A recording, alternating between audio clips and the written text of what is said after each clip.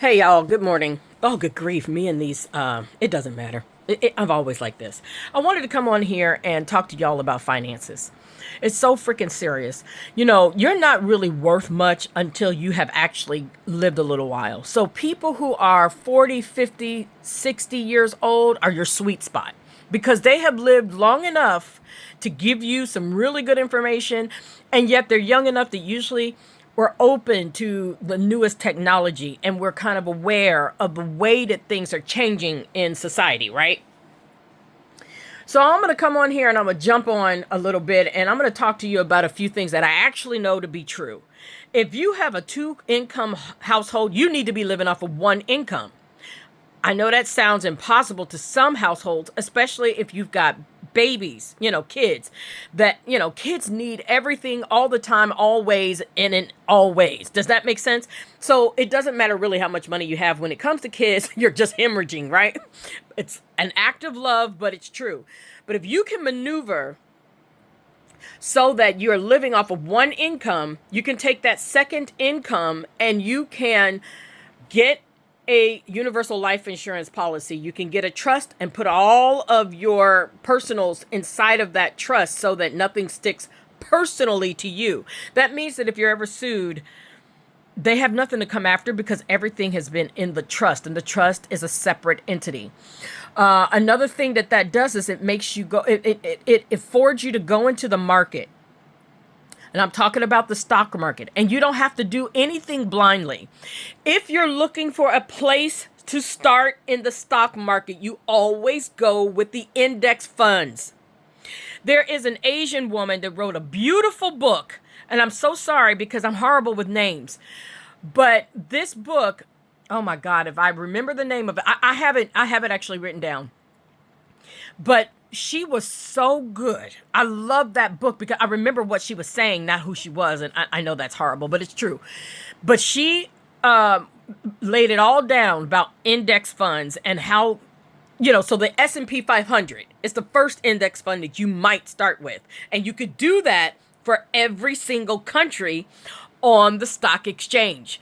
And what that does is, so let me give you an overview at S&P. S&P takes the top 500 companies in the United States, and that's why it's able to stay ahead of inflation, and that's why it has been growing steadily for the most part all of these years that it has been on the market. S and P actually stood for the initials of the men who created it.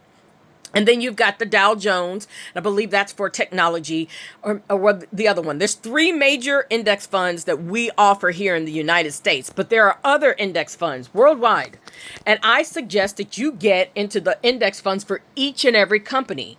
And every month, every paycheck, you're going to buy more and more. And guess what that's going to build? Oh, and don't overlook stocks, EFTs, and mutual funds that for dividend income. Oh, I cannot tell you the interest in the dividend income, how important that is. Reinvest that stuff. Okay. Now, I'll tell you something else that taking that second paycheck, that second income does for you. Each and every one of your children need three things. They need their own trust. They need their own life insurance policy. We're going to come back to that. And they need something called a UTMA. Or it could be named something different with different financial institutions. What it is a custodian brokerage account. And mom and dad, guess what? $25 per kid, $100 per kid, whatever. You're putting that into their individual brokerage accounts, which, guess what? Match the brokerage account for you and your spouse. You see how this is working? Now, the life insurance policy, guess what? By the time your kid is 16 and they want a car, they can buy their own fucking car. And when they become 18 and it's time for college, they can pay for their own goddamn college because they've got that universal life insurance. Now you have taken the burden of finances off of you. What you're left to do as parents is either get them into some financial classes, teach them some financial classes, or grow with them inside, or all three. I just had to come on here. It has been sitting on my heart for the last couple of years. And for some reason, today was the day that I needed to bring it to you. Get yourselves a trust and life insurance policies on each spouse, life insurance policies on each kid.